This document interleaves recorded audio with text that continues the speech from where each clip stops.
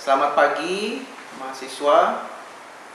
Sekarang kita akan melanjutkan kelas kita, chapter selanjutnya, yaitu chapter 9 yang mengenai hardware and software controls.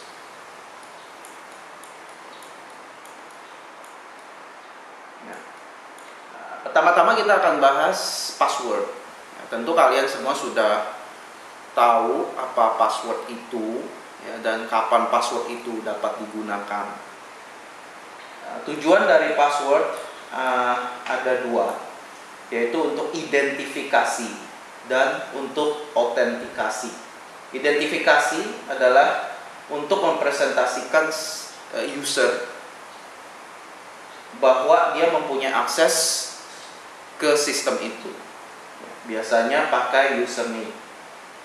Lalu untuk autentikasi itu diperlukan supaya apa yang kita masukkan sebagai password itu benar-benar punya kita, ya, untuk mengautentikasi bahwa kita berhak untuk masuk ke sistem itu, sistem komputer yang akan kita masuk, ya, entah itu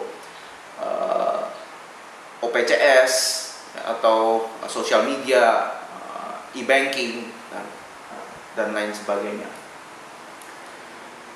Jadi identification untuk presentation of the user identity for the system, dan sedangkan authentication untuk me-establish confidence in the validity of a claim identity. Nah, ini using a password. Dan password itu definisinya adalah secret series of characters known only to the owner. Ada dua design goal of password. Ada pertama simple, enough for average users, dan yang kedua secure, enough for most applications. Nah, ini adalah dua prinsip goals utama dalam mendesain sebuah password. Harus simple dan secure.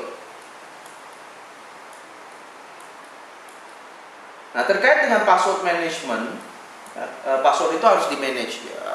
Dari segi users, kita bisa menentukan password yang akan kita pakai, ya, mulai dari length-nya, lalu isi dari passwordnya, dan pemilahan password.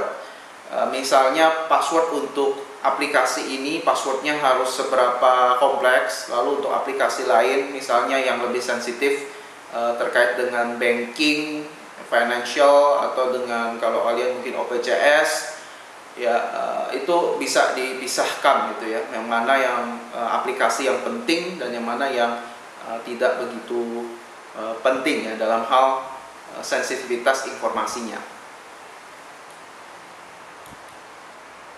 Kita merupakan users of passwords,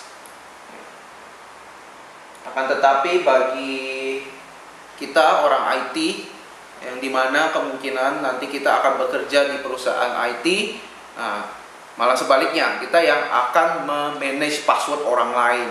Nah, itu diperlukan suatu proses manajemen, ya, bagaimana mengatur, mengelola password-password yang dipercayakan di dalam sistem komputer perusahaan.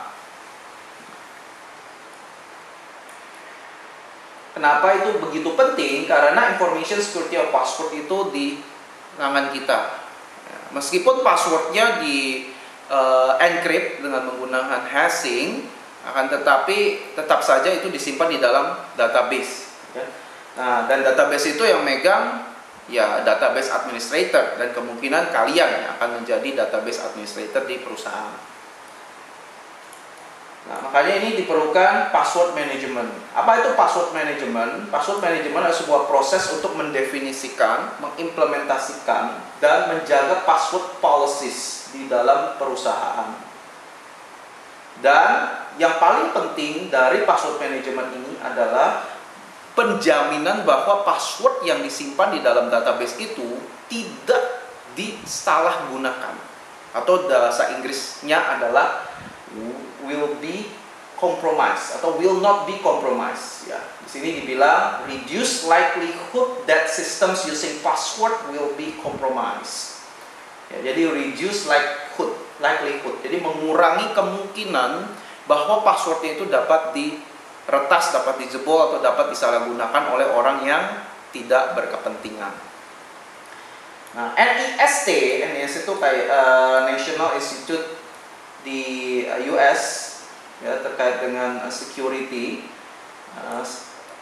Di dalam publikasinya 800.118 ini mengatur mengenai Enterprise Password Management. Ya, jadi NIST itu singkatan dari National Institute of Standards and Technology dari US, Department of Commerce. Nah, kita bisa refer ke sini ya, apabila perusahaan ingin melakukan password management. Nah, ini adalah salah satu dokumen untuk yang bisa dijadikan sebagai referensi, ya, Guide to Enterprise Password Management. Rekomendasi dari NIST. Nah, jadi kalian bisa lihat dokumennya, isinya ada apa saja. Password, meskipun di satu sisi itu secure, tapi password itu bisa dicuri oleh orang lain. Ya, jadi ada ancaman-ancaman yang dapat yang dapat mengganggu password kita, gitu ya, yang dapat passwordnya itu bisa dicuri. Nah, ini ada threats-nya, ada ancaman-ancamannya. Yang pertama adalah password capturing. Ya, jadi passwordnya itu diambil, ya, di capture. Ability of an attacker to acquire password from a storage transmission or user's knowledge on behavior. Ini sebabnya karena salah satu beberapa hal, yaitu improper storage. Kita menyimpan password kita di sebarang tempat, mungkin ditaruh di post-it gitu ya, lalu ditempel di monitor, ditempel di kulkas, atau ditempel di mana. Nah, itu gampang untuk dicuri oleh orang lain. Yang kedua adalah unencrypted transmission. Jadi sewaktu kita mengirimkan password, let's say teman kalian meminta password kita kirim passwordnya pakai email atau pakai web atau pakai instant messengers yang kurang aman. Nah, itu kemungkinan bisa dicuri oleh orang lain karena transmisinya tidak secure, ya, tidak di-encrypt. Nah, threat yang kedua adalah password guessing. Ya, password guessing itu kita sudah sedikit menyinggung. Ini kayak kriptografi, bisa di brute force, ya, lalu bisa di cracking, ya, password cracking. Nah, password cracking itu sendiri merupakan sebuah proses untuk mengenerate character string yang mirip dengan password kita.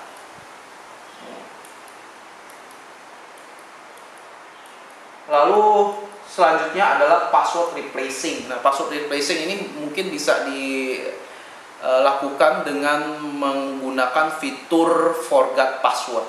Ya, jadi fitur forgot password, penjahatnya itu bisa mengambil password kita dan mengubah passwordnya, ya,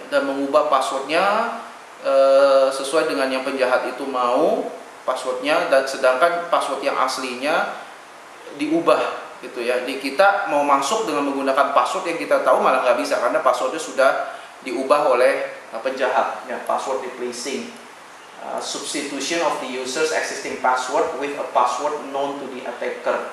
Ini umumnya dilakukan dengan menggunakan social engineering. Dari tadi beberapa kali ini disinggung social engineering terus, gitu. Ya, karena memang ini social engineering yang paling bahaya, yang paling bahaya di keamanan komputer. Ya, sekali lagi, the weakest point in information security is human. Ya, dengan berbagai teknik social engineering yang sangat meyakinkan, ya, user bisa saja memberikan passwordnya. Ya, begitu juga dengan sistem keamanan yang kurang, ya, dengan menggunakan password replacing, ya, bisa saja, ya. Ya, jadi exploiting weaknesses in the system password reset policies yang tadi saya bilang, yang forgot password itu. Yang keempat adalah using compromised password. Ya, using compromised password, jadi passwordnya itu sudah diketahui, ya, password on the system known to the unauthorized users. Nah, ini sekali lagi social engineering, ya, may be exploited to launch other social engineering attacks, change file permission on sensitive files.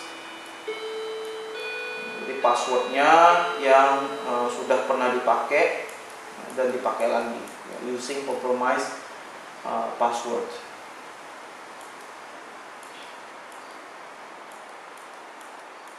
Nah, ini ada beberapa rekomendasi mengenai password management. Yang pertama, kita harus mengimplementasi policy dari password. Ya, perusahaan itu perlu membuat suatu information security policy di mana di dalamnya ada salah satu peraturan yang khusus mengatur tentang password. Jadi set of rules for using password, misalnya for users, what kinds of passwords are allowed, ya, misalnya dari segi panjangan, ya, length of the password and also the complexity of the password itself. And for administrators, misalnya how password may be stored, transmitted, issued to new users and reset as necessary. Nah, ini ada dua belah pihak. Ada dari segi users, ya, usersnya itu kita berkewajiban untuk membuat password yang aman, ya, dari segi kepanjangannya, lalu dari segi kompleksitasnya, ya, password kita. Lalu di satu sisi ada dari sisi si administrator, ya, bagaimana administrator ini bertanggung jawab untuk menyimpan password itu secara aman, ya, bagaimana password itu disimpan, ditransmisikan, dan juga di reset. Itu tanggung jawab dari si administrator. Nah, lalu kita masuk ke topik selanjutnya, yaitu access control. Ya, sesuai dengan namanya, ya, access control. Siapa saja yang bisa akses, lalu dia bisa aksesnya sampai sejauh mana, atau fungsi-fungsi apa saja yang dia bisa akses. Nah, access control dia melimit, ya, membatasi akses ke dalam information system resources. Ya, hanya yang bisa mengakses itu adalah users yang telah terotorisasi. Ya, lalu juga program, proses, dan juga ada systems. Misalnya kita perlu log. Ya, lalu access control models, ini ada modelnya, merupakan sebuah deskripsi dari resources yang tersedia di dalam sebuah sistem. Ini merupakan representasi dari access control dalam keamanan komputer. Lalu dari segi properties of access control models itu ada represent protection needs of any resource at varying levels of granularity. Lalu without unreasonable computational burden on operating system. Nah, access control model ini ya harus bisa merepresentasikan protection dari berbagai macam resources yang ada di dalam resources komputer, ya, terkait dengan information security yang ada di dalam sebuah perusahaan. Nah, ini modelnya ini harus mampu membuat suatu proteksi, ya, siapa saja yang bisa akses, lalu fungsi apa saja yang bisa diakses oleh orang yang terotorisasi untuk mengakses sistem itu. Nah, access control model ini meskipun memerlukan bisa menghasilkan suatu proteksi yang cukup komprehensif, tetapi harus didesain supaya tidak terlalu membebani operating system yang dipakai, ya. Meskipun fungsinya itu sangat besar, tapi di sistem access control yang baik dia harus didesain supaya tidak membebani sistem, khususnya sistem operasi. Nah, popular access control models itu ada dua jenis, yaitu ACL, Access Control List, dan Role Based Access Control atau RBAC. Ya, ini contohnya. Jadi kalau ACL, Access Control List, ya ada, kalau kita lihat, kalian bisa lihat di slide nomor berapa ini? Halaman 9, ya, kalian coba lihat slide di halaman 9, ini agak kabur, ya. Jadi ada listnya, ya, sesuai namanya, ya, access list name. Ada listnya. Nah, di sini ada actionnya, ada IP-nya, destination, protocol, source port, direction. Ya, jadi access control list, siapa saja bisa akses. Ya, ini list of permission attached to specified object. Ya, dan ada sintaksnya yang menspesifikasikan subjek, objek, dan operasi apa saja yang bisa dilakukan. Ini contohnya, ya, ACL, IP address-nya, terus ada selanjutnya, ya, objeknya any, lalu operation-nya block from passing through the network connection. Dan operating systems akan mencek semua resources yang masuk. Ya, any ACL entry may prohibit access to the resources. Jadi sudah ada listnya. siapa saja bisa akses, dan setelah dia bisa akses, apa saja operasi yang bisa dilakukan. Nah, itu access control list. Fungsi yang umum dipakai, ya misalnya files, ya di files siapa saja bisa memakai files itu, lalu bisa ngapain aja filenya dalam operasi file itu. Ya, bisa create file, modify file, atau delete file. Nah, itu bisa di list semua. Itu ACL, di ACL ya, access control list. Lalu dari kalau ini untuk files, sedangkan yang untuk yang kedua adalah network connection. Nah, ini mengspesifikasikan port nomor berapa dan network address apa saja yang bisa diakses. Nah, ini merupakan yang menjadi basis, ya ACL ini merupakan basis dari firewall, yang nanti kita akan bahas di slide selanjutnya.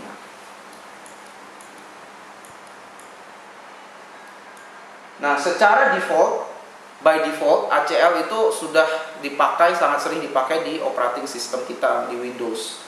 Ya, present in most modern operating systems. Dan dengan memakai ACL, sistem bisa menyediakan level of security yang cukup, ya, bagi pengguna komputer. Dan propertiesnya ini merupakan simplest controls to implement, ya, dan basis for many other security controls. Ya, jadi secara umum ACL itu merupakan dasar dari berbagai macam kontrol yang dipakai, ya, di dalam sistem komputer. Nah, ACL juga ada matriksnya. Ya, matriksnya itu seperti ini. Misalnya John. Nah, kalian bisa lihat di slide halaman 12. Jadi ada John, host 1. Host 1 dia operationnya di block. Jadi John ini nggak bisa masuk ke host 1. Kalau di file, dia bisa punya akses untuk, karena ini dia punya filenya punya dia bisa read sama write. Ya, kalau di file 2 dia cuma read. Lalu untuk bot, untuk host 1 dia juga nggak bisa. Untuk file 1 dia cuma bisa read. Kalau bot dia cuma, ya, untuk file 2 cuma bisa read juga. Jadi ada matriksnya, ada listnya, ya.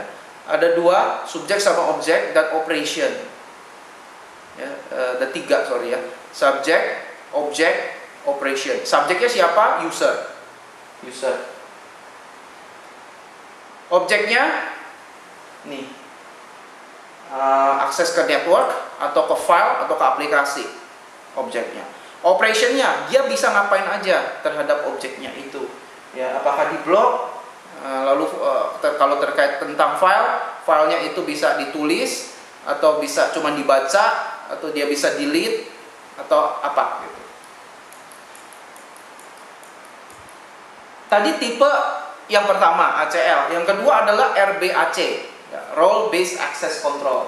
Nah, Role Based Access Control ini lebih menitik beratkan kepada users role, ya, ketimbang dari individual users, ya. Jadi assign permissions to users role, dan roles ini di-create untuk berdasarkan job functions, ya, fungsi dari tugasnya dia di dalam perusahaan.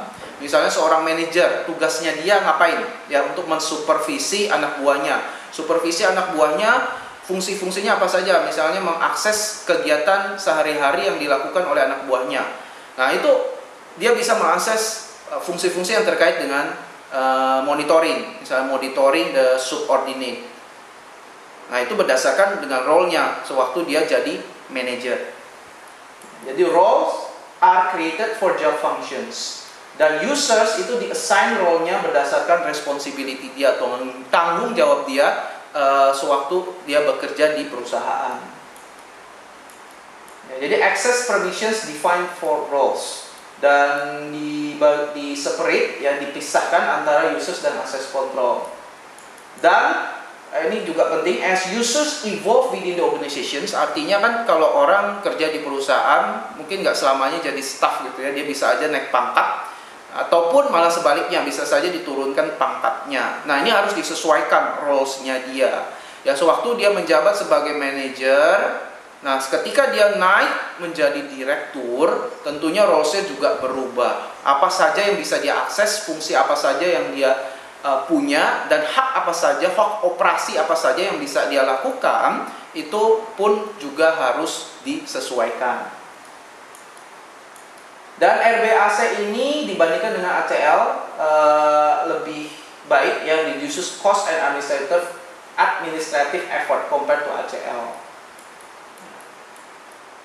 Baik, sekarang kita masuk ke topik yang sangat penting. Ya, jadi kemarin ini kita bahas tentang encryption, itu juga penting sekali. Ya, encryption, kriptografi. Namun ada satu lagi topik di dalam information security yang juga penting, yang tidak kalah pentingnya, yaitu mengenai firewalls. Apa itu firewalls? Ya, secara harafiah firewalls itu kayak tembok api gitu ya, yang menghalangi kayak semacam first line of defense ya, sebelum paket atau data-data masuk ke dalam sistem kita. Nah, kalau digambarkan seperti ini ya, kayak semacam tembok. Ini secara divisualisasikan saja seperti tembok ya. Jadi sebelum masuk ke dalam sistem kita, data, transmisi, informasi atau apapun itu difilter dulu oleh firewalls. Jadi andaikan ada attacker, ada orang jahat ya ingin meretas komputer kita, ya, itu bisa diketahui dulu oleh firewalls, ya, bisa ditahan dulu oleh firewalls ya, sebelum benar-benar dia masuk ke dalam sistem internal.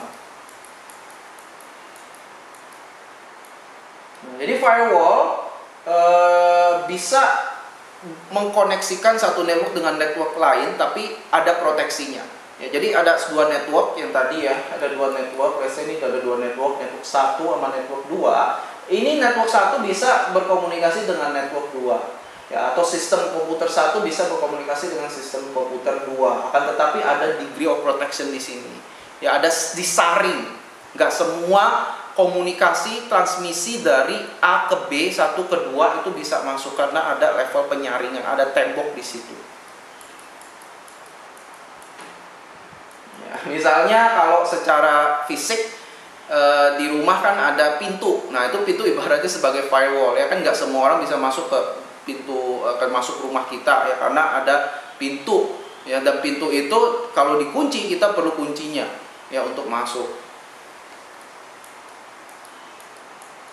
Nah, contohnya di Windows itu ada firewall built-in ya, nanti kalian bisa cari, googling ya, Windows firewall itu seperti apa.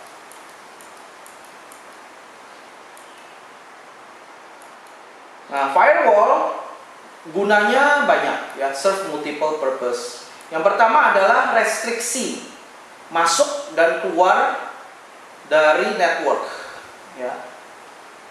Jadi ada recordnya, siapa yang masuk dan apa yang keluar dari network kita ya, ada listnya ya. Restricting entry and exit from the network to carefully specified location.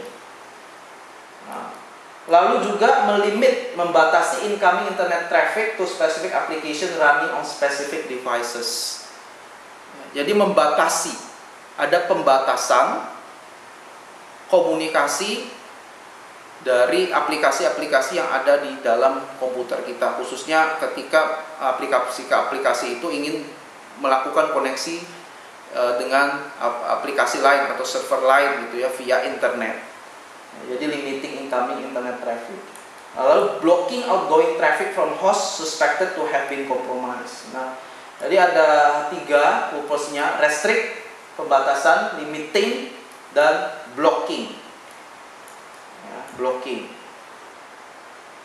Nah, ini bisa terjadi kalau kita secara tidak sengaja menginstal Trojan horse ya, Trojan masuk ke dalam aplikasi kita secara tidak sengaja ataupun disengaja ya, kita klik, kita nggak tahu kalau itu adalah Trojan horse. Nah, sewaktu Trojan itu berjalan, diaktifasi di dalam sistem komputer kita dan dia mau mengconnect ya, melakukan koneksi dengan server aslinya pakai internet. Nah, ini kalau firewallsnya nyala dan bagus, dia bisa terdeteksi ya. Kalau itu mencurigakan, maka bisa langsung otomatis diblok ya, blocking outgoing traffic from host suspected to have been compromised. Nah, jadi firewall itu benar-benar berguna, ya sangat berguna sekali jika ada hal-hal yang tidak kita inginkan gitu ya. Apabila ada yang tadi Trojan horse yang tidak sengaja kita install, ya tiba-tiba sudah masuk dalam sistem kita.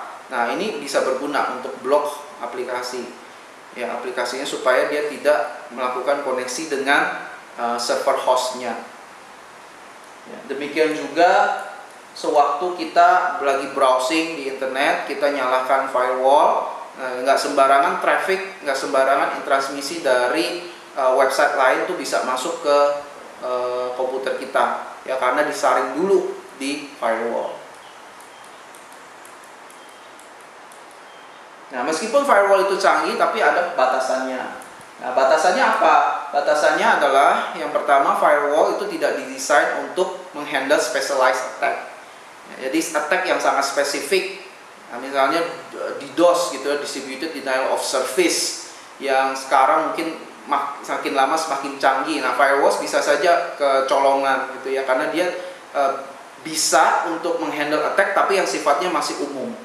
Ya, tapi kalau sudah specialized attack, nah ini mungkin akan kesulitan. Ya. Contoh di dunia fisiknya, misalnya doors of a retail store, jadi pintu di dalam, ya let's say di hypermart gitu ya, ada pintu gitu kan, pintu yang otomatis bisa dibuka secara otomatis pakai sensor, itu tidak didesain untuk mendeteksi pelanggan yang menggunakan eksplosif atau pelanggan yang mencuri itu. Ya agak sulit karena memang desain utamanya hanya untuk menghalangi barrier saja, tapi apabila ada specialized attack kayak ada pelanggan yang bawa bom, misalnya eksplosif, itu dia nggak bisa detect ya karena itu udah sangat specialized.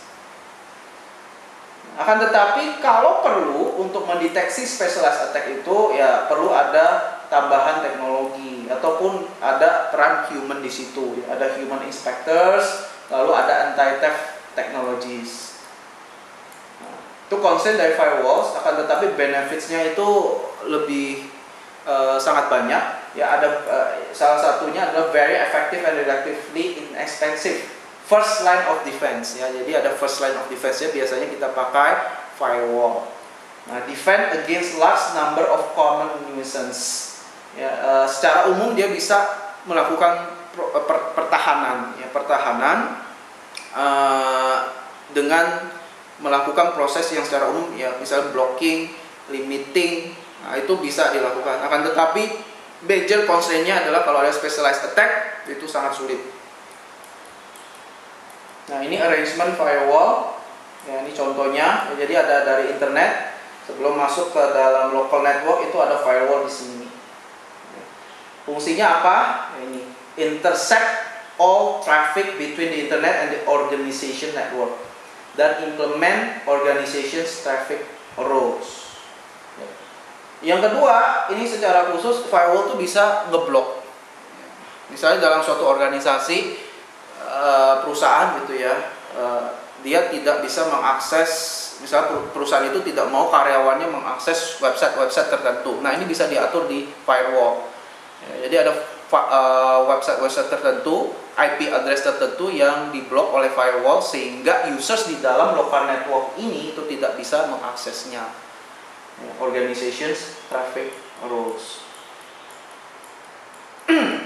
Limitasinya defenseless against insiders and unregulated traffic. Ya, ini agak susah ya kalau insider.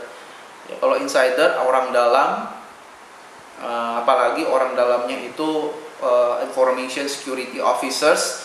Nah, ini mungkin saja firewall itu tidak efektif. Ya, lalu defenseless against user practice, contohnya apabila usernya itu tidak menggunakan internet, tetapi malah pakai flash drive yang langsung dicolokin ke komputer yang ada di dalam perusahaan. Lalu defenseless against encrypted traffic. Nah, ini kesulitan. Kalau trafficnya itu terenkripsi menggunakan kriptografi, nah firewall akan mengalami kesulitan ya untuk memfilter. cannot be inspected. Contohnya kalau trafficnya itu pakai SSL, Secure Socket Layer, kan itu terenkripsi trafficnya. Lalu masalah konfigurasi, ya firewall perlu dikonfigurasi, tapi kalau konfigurasinya itu tidak baik atau poorly configured firewall itu akan jadi masalah. Dan ini ada satu kalimat yang menarik, only provides illusion of security. Ya, jadi ada illusion of security, kesannya ilusi, ya ilusi ya namanya ilusi kan. Ya ilusi itu kesannya ada, tapi kenyataannya tidak secanggih itu firewallnya, karena tidak bekerja dengan baik. Ya, it's good to have gitu. Kita punya firewall, tapi kenyataannya firewall itu tidak bekerja sih sebenarnya. Tapi kita merasa ada firewall, kita tenang-tenang aja. Jadi itu kan hanya provide illusion, ya, ilusi saja, ilusi semata. Ya, padahal kenyataannya kalau kebobolan ya kebobolan aja gitu loh. Meskipun kita yakin bahwa firewall itu ada. Ya, itu sebabnya firewall perlu dikonfigurasi dengan baik. Tipe-tipe firewall ada dua, ada packet filtering firewalls. Packet filtering firewalls ini yang paling umum. Ya. Dan yang kedua adalah deep packet inspection firewall. Nah, ini examine packet data in addition to protocol headers. Nah, kalau packet filtering firewalls, dia deteksinya itu masih general ya. Jadi TCP flags, dia cek source and destination IP address-nya, lalu destination port address, lalu TCP-nya secara umum. Contoh dari packet filtering firewalls, example-nya adalah firewall bisa memblok paket dari ISP yang sering mengirimkan email spam atau yang mengirimkan file-file yang dicek sebagai spam, gitu ya. Nah, kalau deep packet inspection firewall itu benar-benar dicek datanya, ya, paket datanya, dan sewaktu dia mencek, dia mengkomparasikan dengan database yang sudah ada, ya, non-malicious payloads. Ya, identify payloads that attempts to launch buffer overflow or other attacks. Jadi sudah ada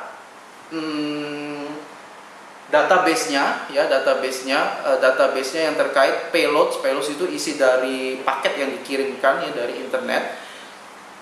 Itu kalau sudah terdeteksi ada yang mencurigakan ya dibandingkan dengan database yang sudah ada, nah itu bisa dicurigai dan bisa di reject gitu ya, bisa di limit atau di block ya traffic dari server yang mau dikirimkan gitu ya. Deep packet inspection firewall. Nah, selain firewall ada satu lagi namanya IDS atau Intrusion Detection System. Nah, Intrusion Detection System itu memonitoring IT system apabila ada malicious activity yang mencurigakan, yang juga melanggar violation of usage policies. Nah, IDS terdiri dari dua